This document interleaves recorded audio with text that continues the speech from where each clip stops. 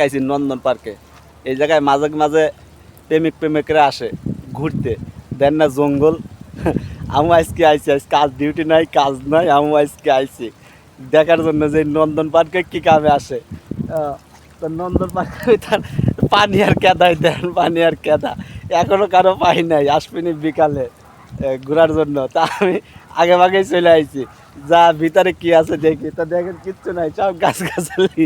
তার কি দেখবো, এনে কি কামে আসে এরা, আমি তো বুঝলাম না, আমি জানি না। দেখেন সব ফুল গাছ, তার মানে এসব হলো কাশবন।